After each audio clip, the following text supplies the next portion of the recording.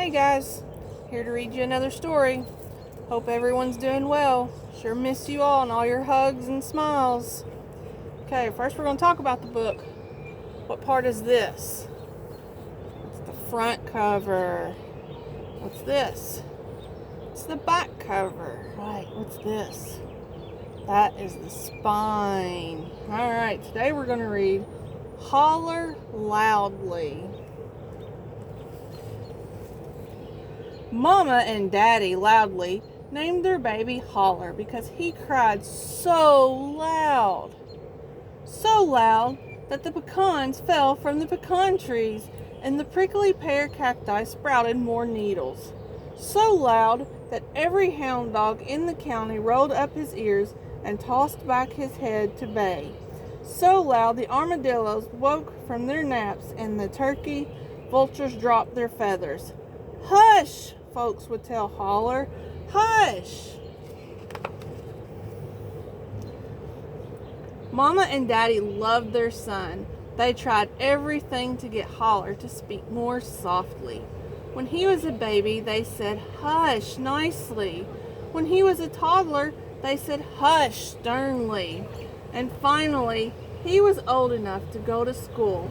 They found themselves shouting, "Hush!" But it was no use. Every few generations, a Loudly baby was just born loud, and Holler had been a lucky one. Holler loved school. He loved art and music. He loved reading and writing, and he loved facts and figures. But every time he exclaimed, "Yippee-tee-yee-yo, I love math!" his words came out too loud. So loud that Mr. Smarty's chalk burst into dust and the students ducked for cover. Minnie Bell said, "Hush, nobody cares." Jimmy Joe said, "Hush, you're annoying." And Mr. Smarty said, "Hush, no recess for you." Holler didn't like missing recess. How he wished folks didn't mind his voice. Holler loved to go to the big old theater. He loved to stand in line for tickets. He loved to sit in the velvet seats. He loved to see the show. But every time he exclaimed, "Yee-haw, I love movies," his words came out too loud.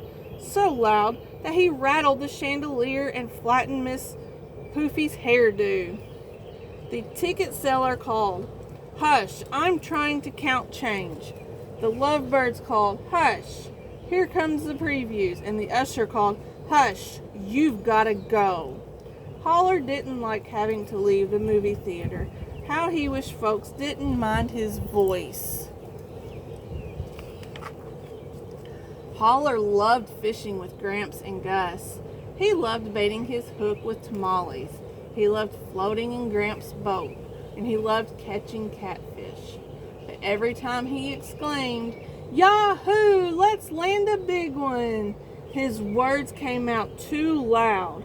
So loud that the boat tipped, sending them soaring kersplash into the lake. The catfish yelled, "Hush! We're out of here!" Gus yelled, "Hush! There goes my dinner!" And Gramps yelled, "Hush! No more fishing today!" Holler didn't like being all wet. How he wished Gramps and cats and catfish didn't mind his voice. Holler was feeling blue, so Mama and Daddy took him to the state fair. He loved cotton candy. He loved the Ferris wheel. And he loved the prize-winning livestock. But when he called, "Soo-wee!" Holler was so loud that the hogs broke free. Then the cattle stampeded and the whole fair shut down. Mama's patience had run out. Daddy's devotion had worn thin. But Gramps' barbershop quartet was singing in town square, so they went to hear it. Holler loved Gramps. He loved Gramps' cat Gus, and he loved their barbershop quartet. "Howdy! Looks like rain!" Holler yelled over the singing. "Hush!" Daddy scolded. You're a distraction. Hush, Mama scolded. No one can hear the music. Hush, the whole town scolded. That's enough. So finally, Holler hushed and the quartet crooned on. It didn't seem fair though. Nobody was telling Mr. Smarty to stop thinking, or Miss Poofy to take down her hair, or Gus to give up fishing, or Gramps to forget his songs. Did folks want Holler to hush forever?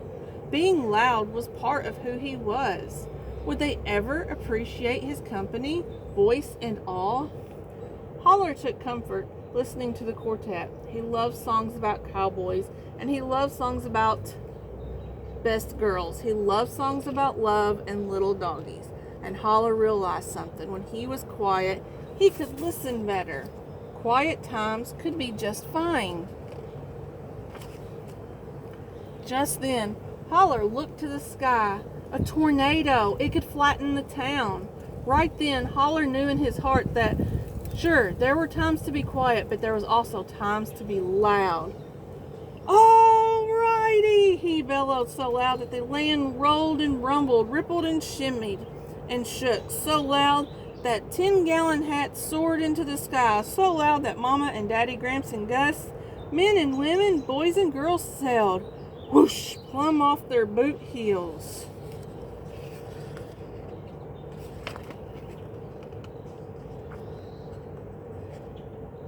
Go away, Holler shouted at the tornado, which blew a raspberry at him. I mean it, he threatened on his way to the gazebo. Bah ha ha, laughed the twister. Listen up, you big bag of wind. This here is my town, and you'd best skedaddle.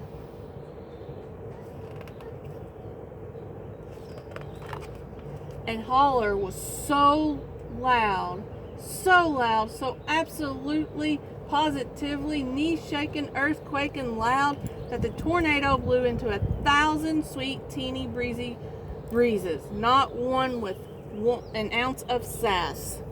It was official. Not only was Holler the loudest boy in history, he was also a hero. Yippee-tee-yo, everyone hollered. Yee-haw! Yahoo, yahoo, yahoo, sang the barbershop quartet, and Mama and Daddy sighed.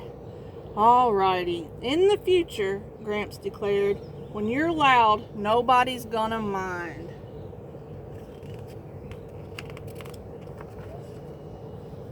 So they all joined hands, cheered and danced till the cows came home. From that moment on, Holler was quiet at quiet times and loud at loud times. The townsfolk were so delighted they put his name on every important sign. Holler Loudly Public Library, please hush. And he was made the town hero. Hope you all enjoyed the story. Bye.